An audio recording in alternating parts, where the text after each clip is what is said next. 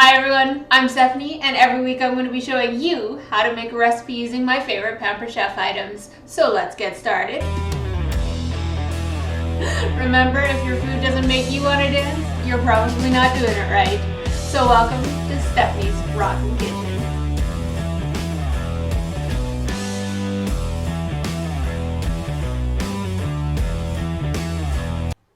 Hi everyone, I'm Stephanie and welcome back to my Rockin' Kitchen, where this week we are going to be focusing on one of my favorite recipes of all time, beef jerky.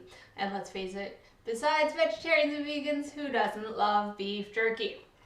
So, in order to make our beef jerky today, we're going to use one of my favorite products, and I know I say that about every product, but let's face it, this one's incredible.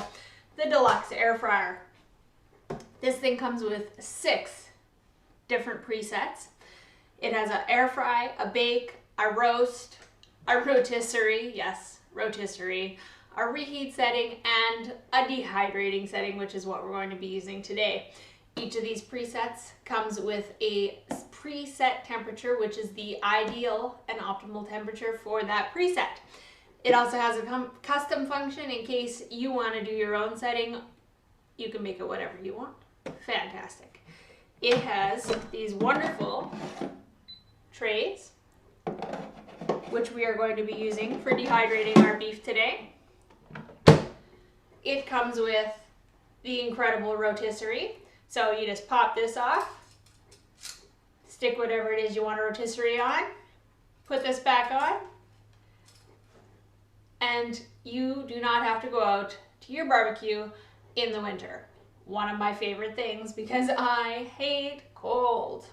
If you know me, I am cold all the time. I hate cold. So this is incredible. It also has this incredible basket, which I personally love to use for French fries. I've seen people use it for tossing their wings, lots of different things. Personally, this is my favorite for French fries. You can use the frozen French fries from your local grocery store, or you can do my favorite, homemade French fries.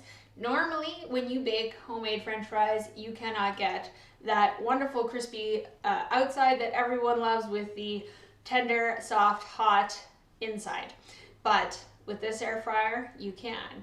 You season up your fries however you like it, put them in this handy dandy basket, and throw it in the air fryer, and it will rotate and toss your fries so you get that wonderful, even crispness the entire way around your French fry. Love it. This is an accessory you can buy for this. This thing is amazing. The entire thing comes apart for easy storage, so it just folds all together. This is skewers.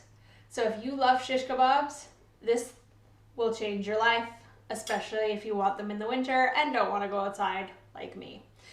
Put your meat on here, stick your skewer in, give it a quick little turn, and it's secured and ready to go, and it will rotate in there and cook perfectly even shish kebabs.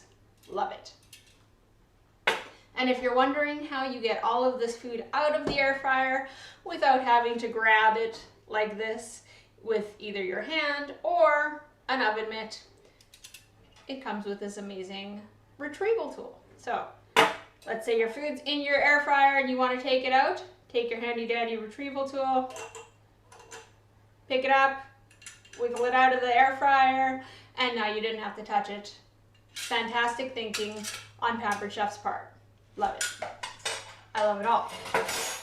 So today we're going to be using the racks in the air fryer on the dehydrate setting. So I'm actually going to start this now so it can kind of preheat while we're getting our ingredients ready. So all I'm going to do is turn this till it goes to dehydrate. This is the only setting where you can change the temperature, and that's because different foods will dehydrate best at different temperatures. So we're going to turn it to 3 hours.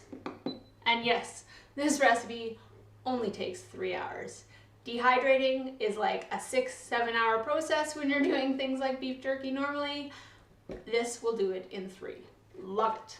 And that also allows me to do multiple batches because I love beef jerky, and when I make it, I want to make a lot. So this is going to preheat for us. It will beep when it is ready to go. Chances are I will put it in just a little bit early because it's a dehydrator. Right now, I don't need it to be at temperature when I put my food in. So let's take our racks out. I'm going to do them on the drip tray while this preheats. And then that way I don't have a mess on my counter. Now let's make the world's easiest but most flavorful beef jerky recipe. Put on my gloves only because I don't want to manhandle my meat. I can't take that back.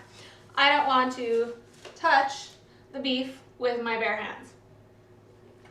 I'm using a top sirloin roast today, but that's just because it happened to be on sale, so it was the cheapest one there was.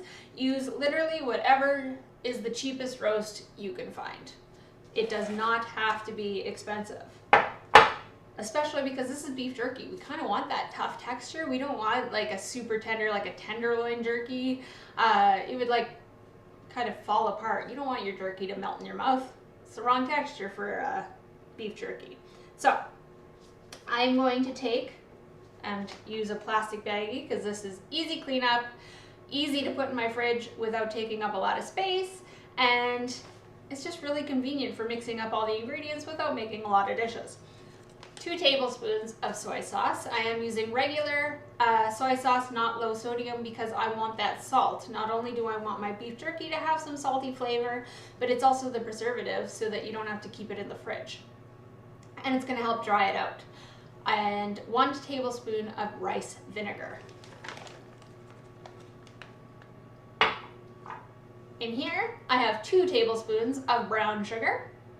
Love the kind of caramely taste of the brown sugar. You can use white sugar if you want, but the brown dissolves a little easier, and yeah, I just love the flavor. 1.5 teaspoon of garlic powder and 1/2 teaspoon of onion powder. We're gonna put that in, and this is what I mean by super easy to mix up. Don't have to dirty a whisk, don't have to dirty a bowl. Now, chef's secret tip. When you want to slice meat really thin while it's raw, I put my roast in the freezer for 1.5 hours before I slice it up. And that allows me to firm it up just enough that I can cut it to about 1/8 of an inch thick. You don't really want to go any thicker than that, because if you do, you're going to get that really chewy beef jerky instead of the nice kind of crisp, dried out beef jerky.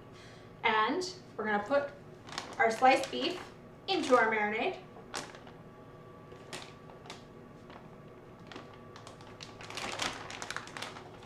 And because this hand's still clean, and I want to still work with raw beef today, I'm going to mix it up just with 1 hand. Normally I would just close the bag and mix it up with 2, but I don't want to get the outside of the bag dirty with my dirty hand. So give that a mix up. You're going to seal up the bag. Put this in the fridge for at least 4 hours, but preferably overnight. We want that flavor to really penetrate that beef. Again, I can't take that back. So I have done some ahead of time. This is why I didn't want to take off the other glove. So we're going to open up this package. Now, like I said, I like to do a lot, so I'm going to do this in 2 batches, so you guys won't see the second batch, but that's okay. I'm going to take my marinated beef, which I started yesterday, and lay it out on these handy trays. I love these because the air gets all the way around your food because they're perforated.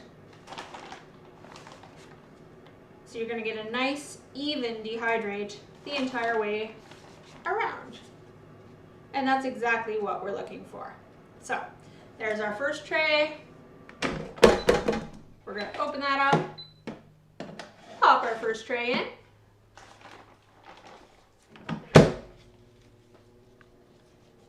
Get our second tray ready.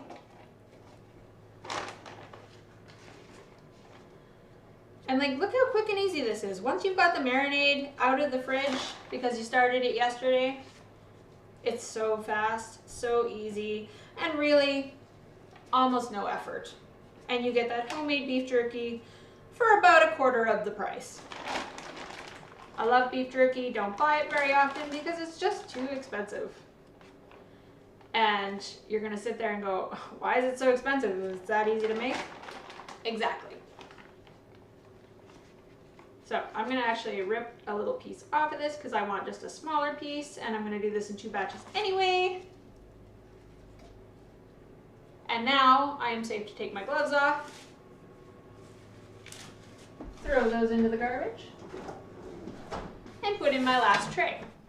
So like I said, in 3 hours we are going to have the most amazing beef jerky. I'm gonna put the drip tray back in. Zero cleanup on my countertop because I did it on top of the drip tray. Handy little tip for you.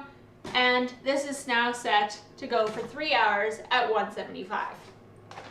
I'm going to close this up and put it back in the fridge so that it doesn't get all nice and warm and grow bacteria while I'm waiting to do the second batch. You can also seal up the one that is going to marinate till tomorrow. Make sure it is good and coated, and I will put that in the fridge.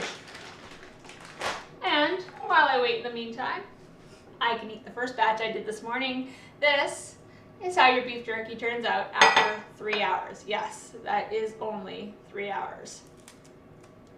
Look at that.